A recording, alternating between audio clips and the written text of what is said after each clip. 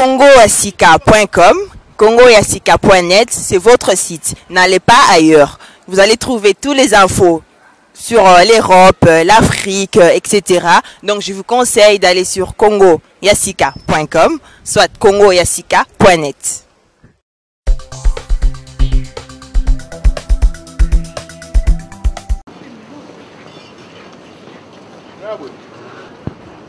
Bonsoir Karanenge Zalaka, te lobaki yango Congo Yasika na Stockholm, Congo Yasika en Scandinavie.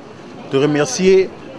ba o nyonso ba soutenir biso na auto sala pona ba na Suède. Na lobaki yango toza wana pona bino, toza ba humble serviteur pona bino. Ba o tout ba songa biso na musala o te remercier bino. Te pesi bino merci. Tozu ba félicitations, tozu ba encouragement na bino. Donc Congo Yasika, www.congoyasika.com, www.congoyasika.net. Nina lobaki triple B très fort. Je ne sais pas peuple, nazana pona bino, tout ça déplacement na Vesteros, hein, passer na ngai ni qu'est-ce kobangi, a bengi si Congo Yasika na Vesteros, ba masolo eto solo là, na cadre site, na cadre communauté Congo Yasika, na cadre communauté à Stockholm, donc to ko lobla mi communauté, réalité communauté. Donc karane za la kawana, petit na ngai Stéphanie monsieur là ala ici Paris. Paris na pause na minjo peut-être na Paris, hein, mission possible peut-être là ici Paris. Merci. Karane za la triple B, to côté 2014, ba bonne fête pour janvier sinon disons que dans la bonne année. Ba bonne fête, ba meilleure vie na batinyo so balingara biso, venant Maurice Premier masolo yango yo, hein, petit na Glody Kouma, les grands Katangé masolo yango yo, Eric Photo na Sima. Merci. Tous ensemble, tous en rapona, connexion Stockholm, tous en rapona, tous la musala pona diaspora. Donc tous les cas triple B na pointe. Merci. Mbote na balandi nyonso kande toroba toujours na 3x congoyasika.com, site humanitaire, hein, site de diaspora congolaise, donc site humanitaire. Donc na kata site na mino kata Congo Yasika toujours tobi Congo Yasika makambo Yasika on to mona Maurice Premier donc yende akangi masolo oh, donc balobi hein balobi Maurice Premier le bambote belé siko zali toza na kata émission na biso na kata 2014 balobi mbula Yasika makambo Yasika tozongi lisu na kata ya vibration totale na kata ya vibration totale pa Liliane Mundeka Makila babi Liliane autrement dit Liliane MM donc maman ya batu hein molonga ne batu ya tonton Bambalas donc ndeka boyebi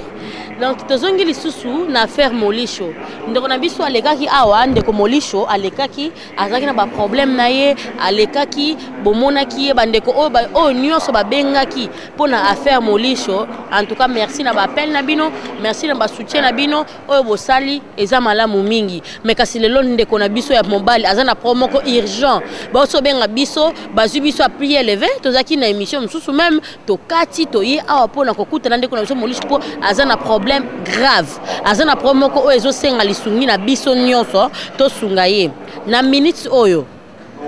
bandeko na ngai yaya bosolaka bien bosungiye mais na minutes oyo eza vraiment SOS donc urgence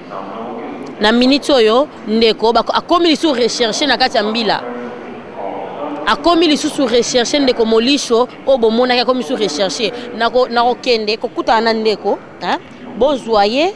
toza na ba question to poser et ba ndenge nini akoma lisusu rechercher na mbila donc bandeko na ngai tozwi ndeko bonjour ndeko molisho.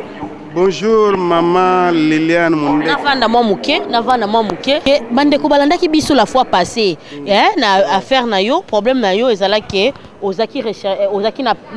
na besoin lisungi ya avocat avocat ko sunga yo bandeko Kongo moko wato mona papirok bambote siko zali tozomona lisusu bandeko ya partout ya ba église ya ba nini na bandeko oyo babengaki na émission oyo elekaki pona masungi na bango bino nyonso bosungaki ndeko merci beaucoup na basungi na bino tozwaki yango vraiment malamu mais siko bandeko mbongo ndeko kite si siko mbongo ya avocat ezokokaka kate pona ndeko molisho siko ndeko hein azaki na problème ya carte ka ndenge za so za na problème na bangunda wana ozwi carte no ke rechanger pour apeso carte mususu carte ndeko silaki tanga ke kozwa pour abapese carte mususu ndeko na biso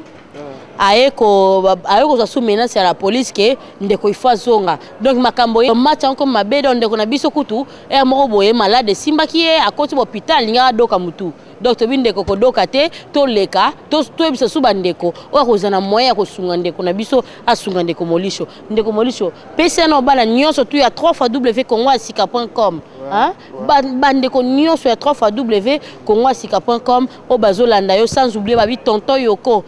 Yoko azana kati na minute kati ya Stockholm ya baki ndeko molisho soka ye aopesa ye okauka donc na minute on a contact na tonton Yoko et ya baka opesa tonton ndeko molisho ya okauka olobi nini ndeko na ngai. Oui, ma Liliane Mundeka, na peso merci. Na peso merci pour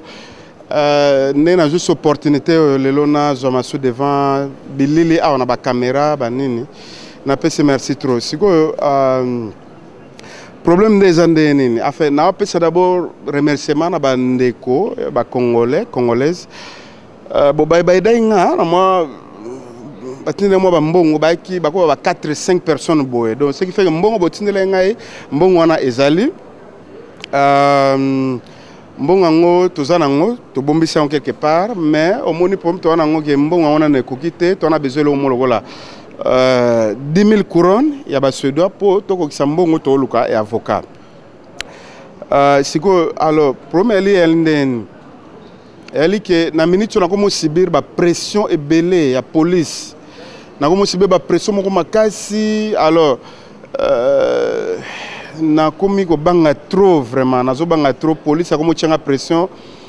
donc na banza congolaises nyonso partout bisika zami ezala aona Suède ezala na Europe mobimba ezala na Amérique du Nord na ba Canada na ba États-Unis na ba Australie partout na ba Afrique du Sud partout donc congolais nyonso l'esprit ya Nzambe Yesu Christo mais en même temps l'esprit pe ya Congo enfin ba congolais wana o bazana motema malamu ba ko ndima te ba mona ke non frère na biso congolais o ale kaka liboso na émission mo ka liboso na télévision après lelo na ko le calcio pour la deuxième fois na boye mbale na nga yango na zo le ka donc frère mogote akoluka frère mogote akosepela amona ke ndeko na bino congolais oyo boyebi alekaka liboso na babilili liboso asenga lisalisi ayesuko leka lelo pour la deuxième fois azokonye toujours kosenga lisalisi parce que ekomi na soso babenga urgence ozomona na komo subir ba pression à police donc ba frère na ba sœur o ba komona bilili oyo na o subir pression donc asenga na s'il te plaît et là toujours nga comme na molisho mwana ya Sud Kivu congolais donc nazo senga lisalisi grave eza urgent donc nyoso monani na ngonde ko na ngai partout bisiko zami na esprit ya Nzambe ya Yesu Kristo mokonzi na biso pe na kombo ya Congo mboka na biso na osenga ndeko nyoso ya congolais partout zami soko moni bilili oyo s'il te plaît luka oyela ngai au secours luka oyela ngai au secours na devise nyoso yo monani na ngo ezala 50 euros $50 nyoso s'il te plaît tindela ngai rapide pour comme urgence na ba kozaba mbongo wana nakangisa ngombangu tokokisa montant tozoluka ya montanine toluka mbongo oyo ezali équivalent à 10 000 couronnes ya 10 000 couronnes ya awa na Suède mboka na biso na Suède babe yango 10 000 couronnes na ebité soki eza équivalence ya combien ba euro bien ba dollar mais awa na Suède ezali ba 10 000 couronnes donc na osenga frère na sœur nyonso bisika zoami zala na motema mawa otalanga ndeko na yo komo na ngai Shindano Molisho